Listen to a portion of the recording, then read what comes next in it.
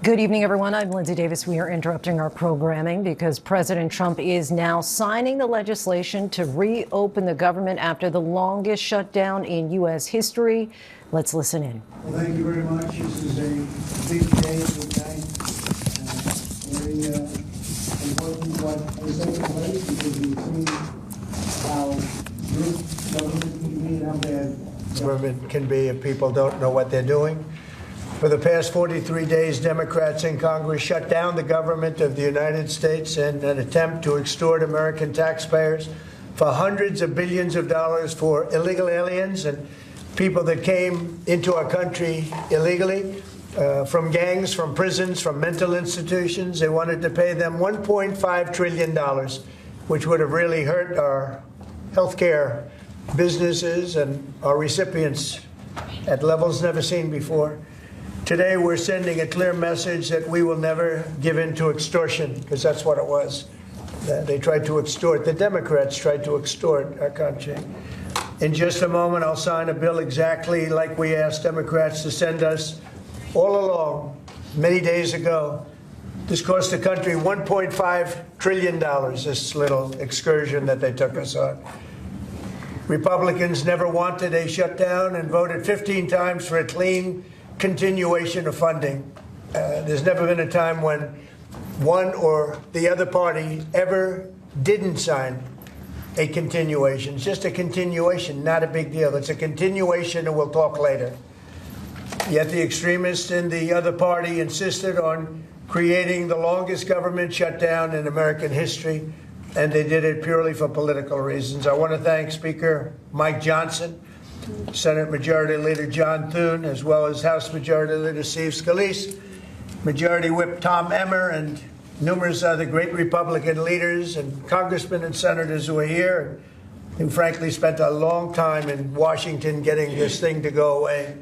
I also want to thank the broad coalition of Americans that stood with us in this fight to reopen government, including the Teamsters, the American Federation of Government Employees, the Fraternal Order of Police, AMVETS, the National Small Business Association, the American Farm Bureau, the American Trucking Association. These are all incredible patriots. The Airlines for America, the Allied Pilots Association, the National Air Traffic Controllers Association, and many, many others, unions and non-unions. Over the past 7 weeks, the Democrats' shutdown has inflicted massive harm. They caused 20,000 flights to be canceled or delayed. They departed so many times, so late. People were hurt so badly. Nobody's ever seen anything like this one. This was a no-brainer. This was an easy extension. But they didn't want to do it the easy way. They had to do it the hard way. And they look very bad, the Democrats do. They deprived more than 1 million government workers from their paychecks and cut off food stamp benefits for millions and millions more Americans in need. They caused tens of thousands of federal contractors and small businesses to go unpaid, and the total effect of the damage their antics caused will take weeks and probably months to really calculate accurately, including the serious harm that they did to our economy and to people and to families. So I just want to tell the American people, you should not forget this when we come up to midterms and other things. Don't forget what they've done to our country. I also want to call for a termination to the filibuster so that this can never happen again. If we had the filibuster terminated, this would never happen again. And don't forget, we have another date coming up in the not too distant future. We can never let this happen again. And we should be able to pass great, really great legislation. So I say terminate the filibuster because, by the way, the Democrats will do it immediately if they ever assumed office, which hopefully they won't. Today we had the highest stock market price ever in all of the different markets. We set a record. It's the 48th time in the 9 months that I've been in office that we had this record set. So think of that, 48 times we had a record set. But today is the highest of them all. We're going to break new grounds. Nobody would have thought. I have with us not only the great political leaders, but the great business leaders of our country. They're standing right behind me and right really alongside of me. And if we would have told them a year ago that we'd be having stock prices this high, none of them. In fact, I just asked them that question, none of them would have believed it. And that inures to jobs and, very importantly, to 401ks, which have also set a record today, a record high for the people that have 401ks.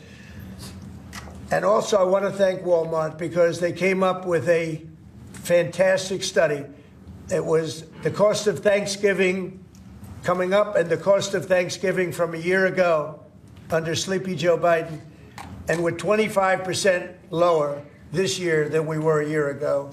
And it's a very inclusive report. So I want to thank Walmart. They've done it for many years, but we believe in that. We believe in that company. I want to also thank the 8 Senate Democrats who finally did the right thing in voting to end this craziness, this madness. But unfortunately, the vast majority of congressional Democrats were happy for millions of Americans to suffer. They really did suffer, too. And the Democrats admitted, they said, well, no, we finally have a point. Even though people have to suffer, we finally have a point. And that didn't work out too well for them. But they really went out and they could appease the fringe benefits of their far-left base, but that didn't work out because now their far-left base is angrier than ever before. We actually elected a mayor of New York City who happens to be a communist. When was that going to happen?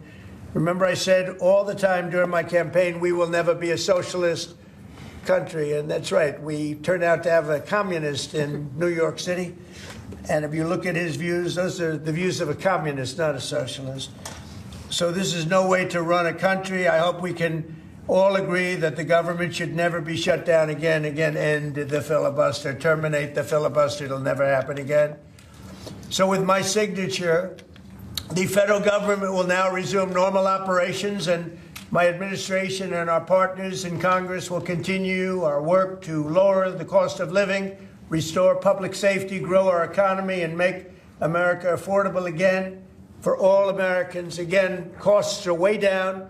Energy is way down. Gasoline is at $2.50 a gallon versus $4.70 for the Democrats. And we think we're going to hit pretty close to $2 a gallon. That's like a really massive tax cut. It's the equivalent of that.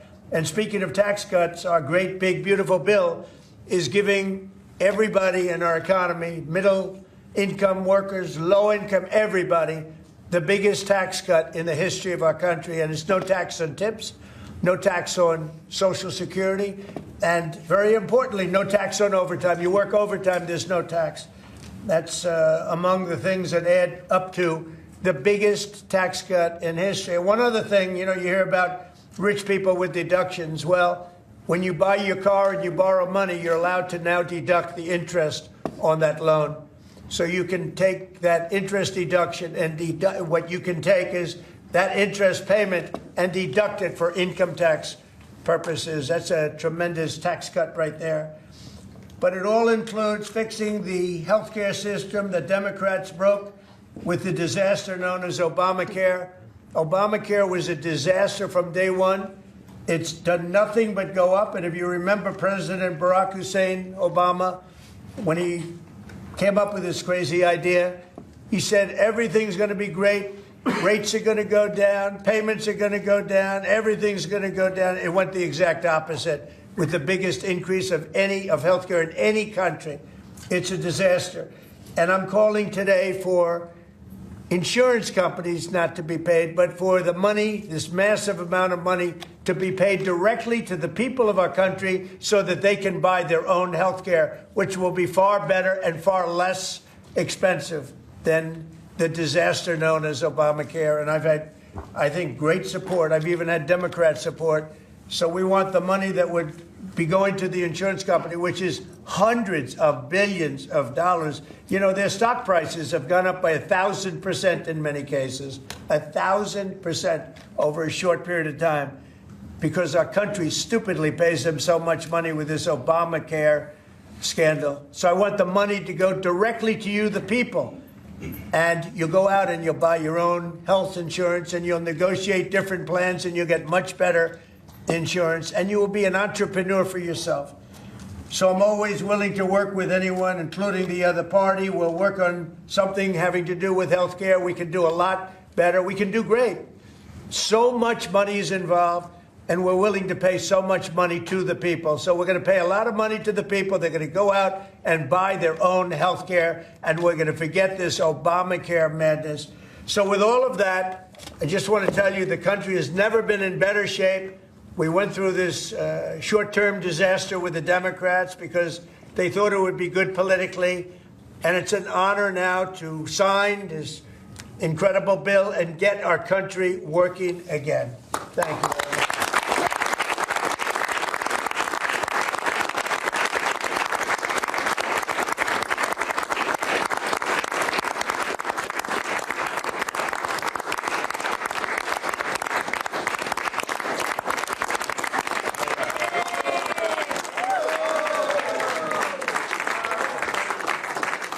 And so there we have it with a swipe of a pen.